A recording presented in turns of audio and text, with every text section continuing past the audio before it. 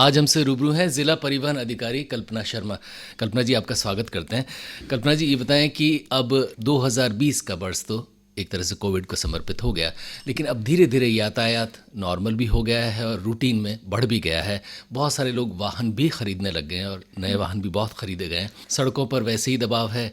तो बताएं कि नए साल में अब नई व्यवस्थाओं में क्या क्या कुछ हो रहा है। नमस्कार। अब 2021 आ गया है। 2020 बहुत ही बुरा निकला। लॉकडाउन में हमने काफ़ी लोगों को पहुंचाने का काम किया, लेकिन 2021 में जैसा कि यातायात व्यवस्था को सुचारू रूप से हमने बहुत अच्छे अच्छे प्लान बनाए हैं कि जैसे टू व्हीलर का है तो टू व्हीलर पे जो 15 साल पुराने हो गए हैं या फोर व्हीलर हो गए हैं और जो कमर्शियल व्हीकल 15 साल पुराने हो गए उन पे हम कार्रवाई करेंगे। अभी हमारे मार्च तक का ये प्लान है कि 15 साल पुराने जो डीजल व्हीकल है उनकी आरसी हम निरस्त करेंगे, उनको सीज करेंगे और स्क्रैप करने का कार्रवाई करेंगे। लगभग ऐसे 42,000 वाहन है जिसको हम स्क्रैप करने की तैयारी कर रहे हैं। कल्पना जी, ये बताएं कि बहुत सारे लोग, चूंकि हमारे यहाँ पर बहुत सारे लोग निम्न मध्यम वर्गीय हैं और गरीब भी हैं, फ़र्ज़ कीजिए किसी के पास वाहन है और 15 साल या 20 साल पुराना है, तो क्या वो वाहन बिल्कुल नाकारा हो जाएगा, उसको उसकी कोई कीमत नहीं मिलेगी? जैसे नॉन ट्रांसपोर्ट की अगर बात करें, अगर वो रिन्यू कराता है तो हम उसको नकारा नहीं करेंगे, लेकिन व्यक्ति आ ही नहीं रहा है, घर के बाहर खड़ा है, रोड पे खड़ा है, तो उसके विरुद्ध हम कार्रवाई करेंगे। तो रिन्यू का ऑप्शन है कि वो ऑफिस आए, आरटी ऑफिस और रिन्यू कराएं। ये रिन्यूअल कब और कितने साल बाद अनिवार्य होता है? ये 15 साल पुराना हो जाता है वाहन तो रिन्यू कराना पड़ता है। टू व्हीलर हो या फोर व्हीलर हो तो रिन्यू कराने की कार्रवाई करनी पड़ती है। इसके लिए इंश्योरेंस की कॉपी होती है, पीयूसी होती है, वो कागज़ लेके ओरिजिनल आरसी लेके आए और कुछ फीस जमा करा के वो अपनी आरसी रिन्यू करा सकता है। फ़र्ज़ कीजिए किसी व्यक्ति के पास चूंकि 15-20 साल पुराने डॉक्यूमेंट्स हैं, ख़रीदा है, मोटरसाइकिल ख़रीद ली, लेकिन हो सकता है उस वक्त की आरसी या कुछ नहीं मिल रहा हो, तो वो क्या करे? हो सकता है उसी व्यक्ति के नाम खरीदी गई हो, ऐसा कई रिकॉर्ड में हो सकता है। तो उसके लिए कोई चिंता का विषय नहीं है। वो डुप्लीकेट आरसी के लिए अप्लाई कर सकता है। सबसे पहले अगर उसको रिन्यू से पहले डुप्लीकेट आरसी के लिए अप्लाई करेगा, डुप्लीकेट आरसी जब निकल जाएगी, आरसी निकालने के बाद वो अपना रिन्यू का प्रोसेस कर सकता है। कल्पना जी, थोड़ा सा ये भी बताएं यहाँ पर कि कितने वाहन जो हैं वो आपके हिसाब से उनका क्या स्टैंडर्ड है? कितने साल पुराने वाहन हैं डीजल और पेट्रोल के, टू व्हीलर फोर व्हीलर, जिन्हें बाद में कंडम किया जाना है? हमने जो टू व्हीलर और फोर व्हीलर जो व्हीकल निकाले हैं, लगभग 42,000 ऐसे वाहन हैं जो टू व्हीलर और फोर व्हीलर के व्हीकल्स हैं, जिनको हम 15 साल पुराना मानते हैं। डीजल संचालित वाहन है जिसमें हम उनको कंडम करने की हमने आरसी निरस्त कर दी, निलंबन का कार्रवाई हमने कर दी और तुरंत प्रभाव से हम उनको अब स्क्रैप की तैयारी में लगे हुए हैं। क्योंकि अगर रोड पर संचालित हो रहे हैं और स्थिति में नहीं चलाने जैसे हैं, कहीं पड़े हुए हैं, कहीं ग्राउंड में पड़े हुए हैं, पुलिस थाने में पड़े हुए हैं, तो उसके दो ऑप्शन होते हैं। या तो अगर सही स्थिति में है तो हम नीलामी की प्रक्रिया करेंगे और ख़राब स्थिति में है तो हम स्क्रैप करेंगे। बहुत बार देखा गया है कि सड़कों पर ख़ास तौर पर जो सार्वजनिक वाहन है, टेम्पो या इस तरह की चीज़ें मान लीजिए आप, ये बहुत धुआं भी, और कई बार ऐसा भी माना जाता है कि शायद ये केरोसिन या किसी दूसरी चीज़ से भी चलाते होंगे, हालांकि इनकी सत्यता तो अलग चीज़ है। तो बताएं कि ये ऐसे वाहन जो बहुत ज़्यादा आपके सामने प्रदूषण फैला रहे हैं और पता नहीं किस चीज़ से चल रहे हैं, इनको लेकर आप क्या करते हैं? जैसा कि मैं आपको बता दूं कि उदयपुर एनजीटी क्षेत्र में आ गया है कि 15 साल जो पुराने ऑटो हैं वो तो बिल्कुल ही ख़त्म करने हैं, वो बिल्कुल अब उदयपुर में नहीं चलेंगे। इसके अलावा जो न्यू रजिस्ट्रेशन ऑटो है उनका भी बंद हो गया। अब नए जो ऑटो हैं उनका भी रजिस्ट्रेशन अब उदयपुर में नहीं होगा। लेकिन जो सीएनजी से संचालित ऑटो हैं, अब जिसका हम रजिस्ट्रेशन करेंगे वो सीएनजी संचालित ऑटो होंगे। यानी अब यहाँ मैं आपको 1 मिनट के लिए रोकूंगा। जो नया ऑटो व्यक्ति लेना चाहे, अगर वो सीएनजी का ऑटो ले तो रजिस्टर्ड होगा, और दूसरा किसी पेट्रोल से चलने वाला ऑटो लेगा तो उसका रजिस्ट्रेशन नहीं होगा। नहीं, डीजल का रजिस्ट्रेशन नहीं होगा। डीजल का डीजल का रजिस्ट्रेशन नहीं नहीं होगा, होगा। पेट्रोल का हो जाएगा। लेकिन एनजीटी क्षेत्र में, क्योंकि उदयपुर एनजीटी क्षेत्र में है, तो डीजल वाले वाहन तो बिल्कुल, कमर्शियल वाहन ऑटो तो बिल्कुल पूर्ण रूप से प्रतिबंध कर दिया गया है। जैसा कि आपने कहा कि बड़े ऑटो जो डीजल और पानी मिला के जैसे भी चलते हैं उन पर हम कार्रवाई कर रहे हैं, उनको धीरे धीरे हम स्क्रैप की ओर ले जा रहे हैं, उनकी आरसी निरस्त करेंगे, निलंबन करेंगे, तो हम ये प्रयास करने जा रहे हैं। आज हमसे रूबरू हैं कल्पना शर्मा, आप ज़िला परिवहन अधिकारी हैं। कल्पना जी, थोड़ी सी बात कर लें नावों की भी। हालांकि कई लिसनर्स को ये अजीब लगेगा कि ज़िला परिवहन अधिकारी से नावों की कैसे बात की जा रही है, लेकिन हमारे यहाँ झीलें हैं और झीलें में बहुत सारी नावें चलती हैं, जिसमें पर्यटक भी जाते हैं, फेरीज़ भी होती हैं, यहाँ तक कि उसमें बहुत सारे में फ़िशिंग भी होती है। बताएं कि नावें भी आपके अधिकार में आती हैं क्या? आती हैं तो नावों का रजिस्ट्रेशन या उसके पीछे क्या क्या कार्रवाई आपके विभाग से आपके द्वारा होती है? बिल्कुल, मैं आपको बता दूँ कि जो नावें हमारे उदयपुर में संचालित है, उसके लिए जिला परिवहन अधिकारी इन नावों को लाइसेंस और फिटनेस देता है। आज उदयपुर में जो सुंदर झीलें हैं, पिछोला है, फतेह सागर है, उदय सागर है और जयसमंद है, जितनी भी नावें संचालित हो रही हैं, उन सब पर मैंने लाइसेंस दे रखा है। उसके लिए प्रोसेस ये होता है कि जो व्यक्ति नाव संचालित करता है, वो जिला परिवहन कार्यालय में आता है, बोट के कागज़ लेके आता है, तो बोट टेकिंग जो रूल के अकॉर्डिंग हम उसको लाइसेंस देते हैं और फिटनेस देते हैं। उसके लिए सबसे इम्पॉर्टेंट है कि उसकी बोट फिट होनी चाहिए। उसके लिए हमारा इंस्पेक्टर जाता है, बोट को चेक करता है, फिटनेस देता है, फिर हम उसे लाइसेंस देते हैं। उसमें एक नंबर होता है, जैसे गाड़ी का हम नंबर देते हैं 8J27 डैश डैश डैश, तो बोट का नंबर भी हम देते हैं 8J27 312 315।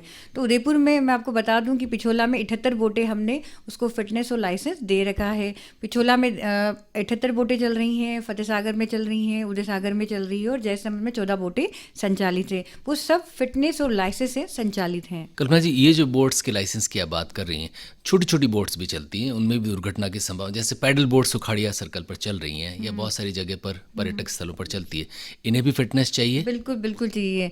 जैसे सुखाड़े सर्कल में बोट चल रही है, 28 बोट जो पैडल वाली बोट है, उसको भी मैंने लाइसेंस फिटनेस दे रखा है, क्योंकि बोट जन सुरक्षा से संबंधित है। व्यक्ति बैठेगा बोट के अंदर, वो लाइफ जैकेट ही पहनेगा, सब पहनेगा, लेकिन जब व्यक्ति बैठा है तो उसकी सुरक्षा बहुत ही इंपॉर्टेंट है। तो पैडल वाली बोट जो सुखाड़े सर्कल में चल रही है, उन सबको लाइसेंस और फिटनेस मैंने जारी कर रखा है। दुर्घटनाएं ना हो बोट्स की, इसके लिए क्या समय समय पर जांच की जाती है? दुर्घटना हो बोट की, इसके लिए समय समय में हम 6 महीने में, क्योंकि जो मैं आपको बता दूं, जो फिटनेस होती है बोट की, वो 6 महीने की होती है। 6 महीने बाद बोट की फिटनेस खत्म हो जाती है। तो जब 6 महीने बाद बोट की फिटनेस वो कराने आता है, उससे पहले हमारा एक निरीक्षण होता है, जिसमें मैं खुद जाती हूँ और मेरा इंस्पेक्टर जाता है, नेवल ऑफिसर जाते हैं। हम चेक करते हैं कि वास्तव में बोट फिट है या नहीं, क्योंकि वापस 6 महीने पुराना हो गया तो बोट को चेक करना बहुत ज़रूरी होता है। जिसमें इंजन खराब होता है या छेद हो गया बोट में, तो बोट हम रिमूव कर देते हैं, उसको हम फिटनेस जारी नहीं करते और लगभग 6 महीने बाद हम प्रक्रिया जारी करके बोटों को फिटनेस जारी करते हैं। ऐसी बहुत सी खबरें सुनाई पड़ती है समय समय पर कि पिछोला में पर्यटनों के बहाने बहुत बार ऐसी बोट्स भी चलती हैं जो रजिस्टर्ड नहीं है या उन्हें अनुमति नहीं है। ऐसे में क्या कुछ होता है? ऐसे में हम कार्रवाई करते हैं। अगर बोट का लाइसेंस नहीं है, फिटनेस नहीं है, तो हम तुरंत प्रभाव से, हमें जैसे ही पता चलता है, हम वहाँ जाते हैं और बोट को सीज़ करते हैं। जैसा कि कई बार अखबार में भी आया है कि बोट में पार्टी हो रही है, बोट अननेसेसरी घूम रही है, तो हमने बहुत बोटों को सीज़ भी किया था और सीज़ करने के बाद बोटों का जो अल्ट्रेशन था वो भी चेंज हमने कराया था। अब आज की स्थिति में बता दूँ, जो 78 बोटें पिछोला में चल रही हैं, सभी रजिस्टर्ड बोट हैं, सबका लाइसेंस और फिटनेस जारी है। ऑल्टरेशन, इस पर भी थोड़ी सी बात कर लेते हैं, क्योंकि पर्यटन हमारे यहाँ से एक तरह से बहुत बड़ा हमारे यहाँ उद्योग है, पर्यटक आते भी हैं और झीलें एक बहुत बड़ा सोर्स है। तो जैसा कि जिक्र हो रहा था कि बहुत बार पार्टीज़ होती हैं या हो सकता है बोट में दर्शन के लिए भी लोग ले जाते हों, तो इनमें ऑल्टरेशन जो होता है, इसके क्या प्रावधान है और उसे भी क्या आप ही स्वीकृत करती हैं? बिल्कुल, जैसे कि कई बार शिकायत है कि बोट में सीढ़ी लगा दी है या बोट में पार्टी कर रहे हैं, उसका प्रावधान नहीं है। बिल्कुल, बोट में जो सिटिंग कैपेसिटी होती है, भले 24 की हो चाहे 30 की है, उसको हम लाइसेंस जारी करते हैं। तो बोट में पार्टी करना, इस तरह कुछ भी करना अलाउ नहीं है, प्रतिबंधित है। ये रेडियो लेक सिटी और हमसे रूबरू हैं कल्पना शर्मा। कल्पना जी, ये बताएं कि शहर में ट्रैफिक का दबाव था और वो बढ़ता जाएगा। इस ट्रैफिक के दबाव से निपटने के लिए क्या क्या आप करती हैं, सख्ती के रूप में भी और प्रावधान के रूप में भी? ट्रैफिक व्यवस्था को सुचारू रूप से यातायात पुलिस सक्रिय है। यातायात पुलिस और हम परिवहन विभाग मिलकर काम करते हैं। जैसे बड़े बड़े सर्कल है, चाहे दिल्ली गेट हो, कोर्ट चौराहा है, प्रताप नगर में, जैसे अब थोड़ा सा इजी हो गया क्योंकि प्रताप नगर में फ्लाईओवर पर बन गया है, तो बड़े बड़े ट्रक से उनका डाइवर्जन हो गया है ऊपर, तो ट्रक जा रहे हैं, तो थोड़ा नीचे दबाव कम हुआ है। और इधर सेवाश्रम से आगे जो हिरमगरी का एरिया है, वहाँ पर भी अभी हमारी ट्रैफिक मैनेजमेंट की कमेटी की मीटिंग हुई थी। उसमें फाइनल हुआ कि दोनों साइड से 4 व्हीलर 2 व्हीलर चलेंगे और बीच में जो दुपहिया वाहन है वहाँ पर संचालित होंगे। तो धीरे धीरे जैसे फ्लाईओवर का काम हो रहा है, रोडों का निर्माण हो रहा है, तो मुझे लगता है कि यातायात व्यवस्था सुचारू रूप से चलेगी। जैसे सूरज पोल, उदिया पोल पर भी फ्लाईओवर का निर्माण कार्य शुरू हो गया है। तो हमारी जो TMC की यातायात प्रबंध कलेक्टर साहब की अध्यक्षता में हुई थी, तो उन्होंने काफ़ी हमने सुझाव लिए हैं, उसको हम फॉलो करेंगे। एक थोड़ी सी परेशानी पार्किंग को लेकर आती है। शहर में लोग जाते हैं, काम होते हैं और सीधी सी बात है, व्हीकल है तो कहीं ना कहीं रखेंगे, और हमारे पास पार्किंग के बहुत सीमित स्थान है और वो संभवतः दूर भी होते हैं, बहुत लंबे स्थान तक पार्किंग, तो बहुत जगह पर अवैध पार्किंग नियमित तौर पर शहर में जगह जगह होती है। इसके लिए क्या विकल्प है और इसके लिए क्या कुछ किया जा सकता है? इसके लिए जैसे अभी दिन प्रतिदिन मॉल बनते जा रहे हैं, रोडों पे भी पार्किंग का काम चल रहा है कि एक ऐसी जगह बन जाए, जैसे SIRTA का फतेह सागर के वहाँ पर भी हमने सोचा था कि लोग जो फतेह सागर जाते हैं रोडों पे गाड़ी खड़ी करते हैं, तो अभी हमने सोचा है कि अगर व्यक्ति उस पार्किंग में जाके गाड़ी खड़ी कर दे तो रोड पर यातायात संचालित सुचारू रूप से संचालित होगा। तो इसके लिए हम अलग अलग प्लान मैनेजमेंट कर रहे हैं कि ये उदयपुर में 10 स्थान होंगे जहाँ पर हम पार्किंग कर सकते हैं, लेकिन इसके लिए हमारे साथ साथ लोगों को भी अवेयरनेस होना पड़ेगा, क्योंकि लोग अवेयर नहीं है। अगर बापू बाजार में हम नो पार्किंग जोन बनाने का हमने सोचा था, लेकिन लोगों ने विरोधाभास किया कि नहीं, हम तो गाड़ी लेके जाएंगे। छोटा सा एरिया है, अगर नो पार्किंग जो हम घोषित करते हैं तो मैं मानती हूँ कि पॉल्यूशन रहित उदयपुर रहेगा, गाड़ी भी बाहर रहेगी, क्योंकि जो हाथी पार्क है नगर निगम का, गाड़ी वहाँ खड़ी हो जाए, व्यक्ति थोड़ा पैदल चल के बापू बाजार में जाए, शॉपिंग करे, वापस बाहर निकल जाए। तो ऐसे ऐसे हम प्लान बनाने जा रहे हैं। जैसे सहेलू की बाड़ी की साइड, सहेलू की बाड़ी में बड़ी बड़ी बसें आती हैं, पूरा रास्ता जाम हो जाता है, तो उसको भी अगर हम पार्किंग SIRT में खड़ा कर दें तो व्यक्ति स्वच्छ रूप से घूम सकेगा और पॉल्यूशन रहित उदयपुर हम बनाने का प्रयास करेंगे। थोड़ी सी बात पर्यटक स्थलों की भी कर दें। फतेह सागर पर भी हालांकि थोड़ा सा अब ट्रैफिक का मैनेजमेंट अच्छा हुआ कि इस तरफ चूंकि आपने बीच में से एक पार्टीशन कर दिया, उधर से आने वाले वाहन उस तरफ रुकते हैं, इधर से आने वाले इधर, पार्किंग की भी थोड़ी बहुत अच्छी व्यवस्था पाल की तरफ है। लेकिन इन सब के बावजूद वहाँ पर कई दफ़े लोग रुकते नहीं हैं और जो बंसियाँ लगी हुई है यहीं पर सब अपनी गाड़ियाँ लगा कर और नज़ारे भी लेते हैं और यहीं पार्किंग करते हैं, यहीं भुट्टे खाते हैं। इन लोगों के लिए आप क्या कहेंगी और क्या कुछ करेंगी? इनके लिए तो पुलिस, यातायात पुलिस बिल्कुल है, यातायात पुलिस वहाँ पर रहती है, गाड़ी चेतक की गाड़ी रहती है और लोगों को अवेयरनेस करती है कि यहाँ पर ना बैठे, यहाँ पर गाड़ी खड़ी नहीं करे। पार्किंग का जो स्पेस है, जब हम पाल पे जाते हैं तो एक बड़ा पार्किंग बना रखा है, तो वहाँ पर अपनी गाड़ियाँ खड़ी करें। तो इसके लिए मैं मानती हूँ कि लोगों को भी अवेयरनेस होने, अगर बोर्ड लगाया साइन बोर्ड की पार्किंग ना करें तो हम ना करने की जगह वहाँ खड़ी करते हैं, तो लोगों को खुद अवेयर होना पड़ेगा, जागरूक होना पड़ेगा, क्योंकि झील इतनी खूबसूरत है, उसको हम गंदा ना करें और पार्किंग सुव्यवस्थित अपनी जगह पे करें। थोड़ी सी बात भीतरी शहर की। भीतरी शहर में एक तो पर्यटक बहुत आते हैं, हालांकि इस बार पर्यटक तो कम थे लेकिन फिर भी लोग तो आते ही हैं, और अगर इधर से जो पर्यटक जा रहे हैं या दूसरे लोग जा रहे हैं वो चांदपोल की तरफ, वहाँ थोड़ी सी कुछ पार्किंग की व्यवस्था है, लेकिन वहाँ कई दफ़े गाड़ी मोड़ने की भी व्यवस्था नहीं होती, तो अंदर वाहनों का जाना, फिर एक कहीं बॉटल नेक्स भी वहाँ खूब सारे आते हैं जहाँ पर अगर एक ऑटो भी सामने आकर आ गया तो आपका रास्ता रुक जाता है। ये भीतरी शहर का ट्रैफिक थोड़ा सा ठीक ठाक हो जाए, इसके लिए क्या कुछ कर रही हैं? भीतरी शहर का जो ट्रैफिक है, चांदपोल, अम्बा माता जो एरिया बहुत कंजेस्टेड एरिया है, समूर बाई की साइड, तो उसमें भी हम अभी जो ट्रैफिक मैनेजमेंट की मीटिंग हुई थी उसमें प्लान बना रहे हैं कि एक स्टैंड निर्धारित कर दें, जैसे बस स्टैंड हो या ऑटो स्टैंड है। उसके लिए मैंने कल ड्राफ्टिंग भी की है कि ऑटो स्टैंड कहाँ का निर्धारित हो सकता है, तो हम पुलिस और परिवहन नगर निगम मिलकर एक सर्वे करेंगे, सर्वे करने के बाद ये निर्धारित करेंगे कहाँ पर हम बस स्टैंड या ऑटो स्टैंड बना लें जहाँ की पार्किंग व्यवस्था सुचारू रूप से संचालित हो। रेडियो लेक सिटी में हमसे रूबरू हैं कल्पना शर्मा, आप जिला परिवहन अधिकारी हैं। कल्पना जी, थोड़ी सी बात कर लें पहले रजिस्ट्रेशन की। वे वाहन जो नए हैं और रजिस्ट्रेशन करवाना चाहते हैं तो बहुत बार ये होता है कि जिस डीलर से आपने ख़रीदी है उसके मार्फत ही रजिस्ट्रेशन हो जाता है, लेकिन इसके अलावा भी कोई व्यवस्था है रजिस्ट्रेशन का प्रोसेस सुगम सरल हो और आदमी खुद कर सके, इसके बारे में थोड़ा सा बताएं। रजिस्ट्रेशन की प्रक्रिया तो यही है कि जैसे व्यक्ति अगर 2 व्हीलर खरीद रहा है, 4 व्हीलर खरीद रहा है, तो उसके लिए हमारे परिवहन विभाग के साथ डीलर अधिकृत हैं। उदयपुर में बता दूं कि 141 जो डीलर हैं वो अधिकृत हैं जो 2 व्हीलर और 4 व्हीलर का रजिस्ट्रेशन करते हैं। तो कार्रवाई तो वैसी करनी पड़ेगी, व्यक्ति को जाना पड़ेगा और रजिस्ट्रेशन कराना पड़ेगा। सुविधा ये दे सकते हैं कि व्यक्ति अगर जाए, कोई परेशानी हो तो हमें कॉल कर सकता है, RTO ऑफिस में कॉल कर सकता है कि व्यक्ति देरी से कर रहा है। ऐसे कई फ़ोन आते हैं दिन में हमारे पास कि 4 व्हीलर में हमें प्रॉब्लम हो रही है, गाड़ी रजिस्ट्रेशन नहीं हो रही है। तो हमारा है कि हम उनको डीलर से बात करते हैं, डीलर को पाबंद करते हैं कि तुरंत प्रभाव से उनका रजिस्ट्रेशन कराए, टैक्स जमा कराए और व्यक्ति को सुविधा प्रदान करें। आमतौर पर ये रजिस्ट्रेशन वाहन खरीदने के कितने दिनों के भीतर हो जाना चाहिए? आमतौर पे व्यक्ति अगर पसंद करता है तो उसके 10 दिन या 15 दिन के अंदर, 15 दिन का समय होता है, तो 15 दिन के अंदर अंदर रजिस्ट्रेशन हो जाना चाहिए। जब रजिस्ट्रेशन होता है तो उसके लिए फिर जो RC के लिए व्यक्ति अप्लाई करता है तो हमारे कोड में आता है, फिर हम उसको RC प्रोवाइड कराते हैं। RC का थोड़ा सा जिक्र करते हैं। आजकल हालांकि छोटी सी आरसी बनने लग गई, के ज़माने में बड़ी जो आप लेके घूमते हो वो तो चली गई, लेकिन इन सब के बावजूद किसी की आरसी गुम गई हो या किसी के पास पुरानी उपरने वाली आरसी है वो दोबारा बनाना चाहे, तो ये प्रक्रिया क्या सुगम है या कठिन है? सुगम, बिल्कुल सुगम प्रक्रिया है। अगर व्यक्ति की आरसी खो गई है तो व्यक्ति आरटीओ कार्यालय में आ सकता है और आरसी के लिए वापस अप्लाई कर सकता है। लेकिन इसमें एक प्रोसेस है कि आरसी गुम होने पर एफआईआर दर्ज होती है। एफआईआर दर्ज कराने के बाद वो हमारे पास आएगा, एफआईआर की कॉपी लाएगा और फिर हम उसकी आरसी की प्रक्रिया कर लेंगे और आरसी का वापस प्रिंट निकाल देंगे। अगर पुराने पन्ने की आरसी है, बड़े पन्ने की आरसी है ही नहीं उसके पास या उसकी फ़ोटोकॉपी है, तो उसके लिए हम उसको बैकलॉग करेंगे। बैकलॉग करके आरसी का कागज़ आ जाएगा और फिर हम उसको आरसी प्रिंट दे सकते हैं। थोड़ी सी बात ड्राइविंग लाइसेंस की भी कर लेते हैं। बहुत बार देखा गया है कि ख़ास तौर पर युवा लड़के और लड़कियां वाहन चलाते हैं, तेज़ भी चलाते हैं और इनमें से बहुत सारे लोगों के पास लाइसेंस होता भी नहीं है। तो बताएं कि कौन सी उम्र तक इन्हें लाइसेंस मिल सकता है, कौन सी उम्र तक के लड़के लड़कियों को वाहन चलाना ही नहीं चाहिए?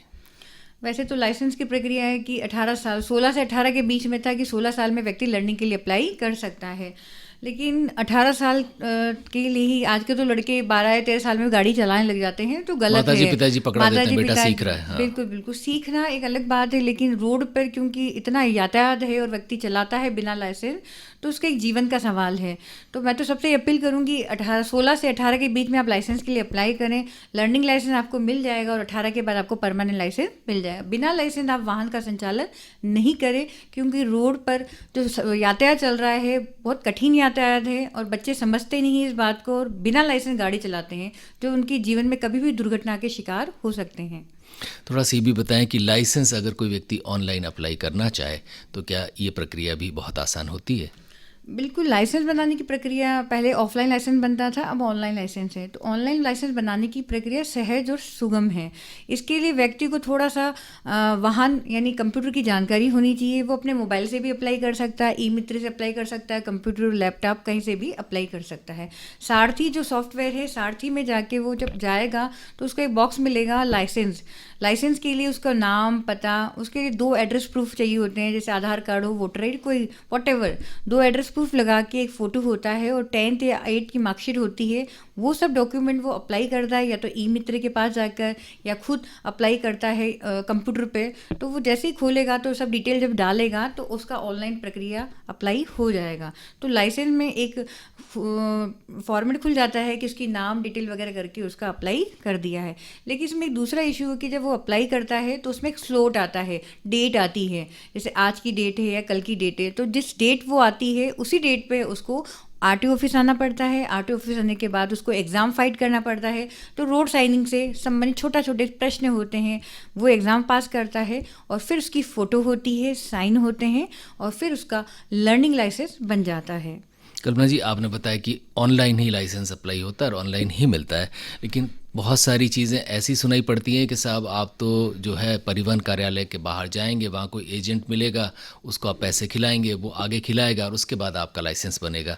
तो ये ऑनलाइन की बात और इस तरह के लाइसेंस बनाने की बात, इनमें से सच कौन सी है? सच ये है कि ऑनलाइन लाइसेंस बनना है, ये मिथ्या है, क्योंकि बाज़ार है, मार्केट है, तो ऐसे कई लोग आपको मिल जाएंगे जो आपको भ्रमित करेंगे। वो ये भ्रमित बातों में ना आए, क्योंकि आज कंप्यूटर का ज़माना है, इंटरनेट का ज़माना है, तो लोगों की बात में ना जाए। आप सहज सुगम रूप से अप्लाई कर सकते हैं और लाइसेंस बना सकते हैं। बाहर जो हमारे यातायात सलाहकार होते हैं, एजेंट रहते हैं, तो वो आपको बताएंगे कि इतना पैसा लगेगा, इतना लाइसेंस बन जाएगा। लेकिन तो लाइसेंस बनाएगी, सिंपल सी फीस है 1100 रुपये। अगर 1100 रुपये में आपका लाइसेंस बनता है तो मेरा ही मानना है कि आप खुद अप्लाई करें और आरटीओ कार्यालय में आए और लाइसेंस बनाएं। रेडियो लेक सिटी में हमसे रूबरू हैं कल्पना शर्मा, आप ज़िला परिवहन अधिकारी हैं।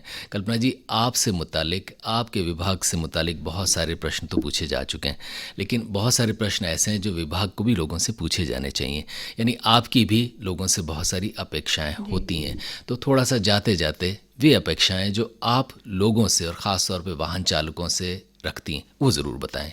मेरा लेक सिटी उदयपुर से यही कहना है कि जब भी वाहन चलाएं हेलमेट का प्रयोग ज़रूर करें, क्योंकि जीवन बहुत कीमती है। हम बार बार लोगों से निवेदन करते हैं, एक्सीडेंट होता है। अभी हाल में मैं एक निरीक्षण करने गई थी कोटड़ा में, 3 यंग लड़के 18 साल के जिन्होंने विदाउट हेलमेट गाड़ी चला रहे थे, उनका एक्सीडेंट हो गया था डुंगरिया के कोटड़ा में। और मैं बिल्कुल निरीक्षण करके आई, उनके हादसे का मुख्य कारण था बिना हेलमेट और शराब पीकर वाहन चलाना। रात के अंधेरे में सामने गाड़ी नहीं दिखती, हम शराब पीकर और हेलमेट बिना पहने गाड़ी चलाते हैं और दुर्घटना का शिकार होते हैं। तो मेरा उदयपुर वासियों से निवेदन है, जब भी घर से बाहर निकलें हेलमेट का प्रयोग करें।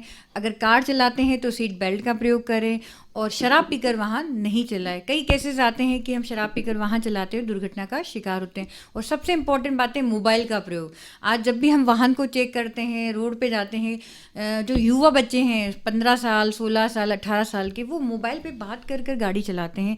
तो मेरा सभी से निवेदन है कि प्लीज़ अगर आपको बहुत ज़रूरी है तो रोड पर रुक के बात करें, कोने में बात करें, लेकिन गाड़ी चलाते समय मोबाइल पे बात नहीं करें, क्योंकि रोड पे केवल हमें मौत मिलती है, हम हादसे का शिकार होते हैं। हमने काफ़ी सुधार किया रोडों के ऊपर भी, लेकिन अगर हम खुद लापरवाही करेंगे तो हम हादसे का शिकार होंगे। जाते जाते यही कहना चाहूँगी, जीवन बहुत अमूल्य है, अपने जीवन को खराब नहीं करें जब भी घर से बाहर निकले, क्योंकि एक माँ है जो घर पे आपका इंतज़ार कर रही है। तो बिना हेलमेट बिना सीट बेल्ट घर से बाहर नहीं निकले। कल्पना शर्मा जी, आपका हृदय से आभार।